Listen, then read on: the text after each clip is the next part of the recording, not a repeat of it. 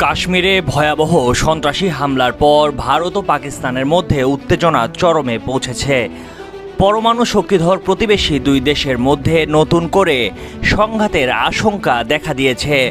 এরই মধ্যে মার্কিন সংবাদ মাধ্যম নিউ ইয়র্ক টাইমস এক প্রতিবেদনে জানিয়েছে, ভারত এই উত্তেজনা প্রশমনের উদ্যোগ না নিয়ে পাকিস্তানের বিরুদ্ধে সামরিক পদক্ষেপের প্রস্তুতি নিচ্ছে।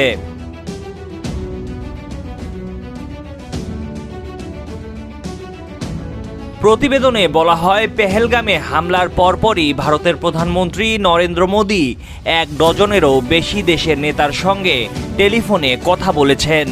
পাশাপাশি নয়াদিল্লিতে অবস্থিত 100টিরও বেশি কূটনৈতিক মিশনের প্রতিনিধিদের ভারতের পররাষ্ট্র মন্ত্রণালয়ে ডেকে নেওয়া হয়েছে।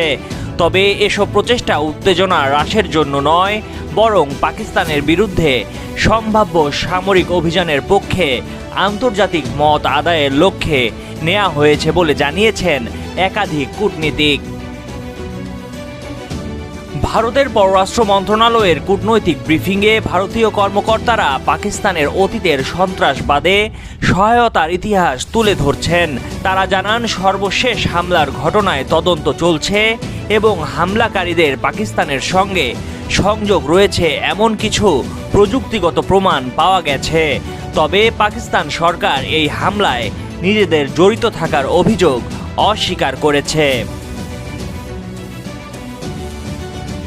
এদিকে কাশ্মীরে পর্যটকদের ওপর সশস্ত্র হামলার পর ক্রমবর্ধমান উত্তেজনার মধ্যে পাকিস্তানে ভারতের সামরিক আক্রমণ আসন্ন বলে মন্তব্য করেছেন ইসলামাবাদের প্রতিরক্ষা মন্ত্রী খ্বাজা মোহাম্মদ আসিফ।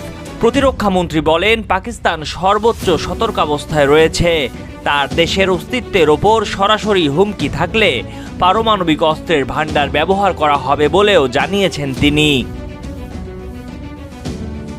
পাকিস্তান ভারত উত্তেজনায় জাতিসংঘ, ইউরোপীয় ইউনিয়ন, ইরান ও সৌদি আরব উভয় দেশকে সংযম দেখানোর আহ্বান জানিয়েছে।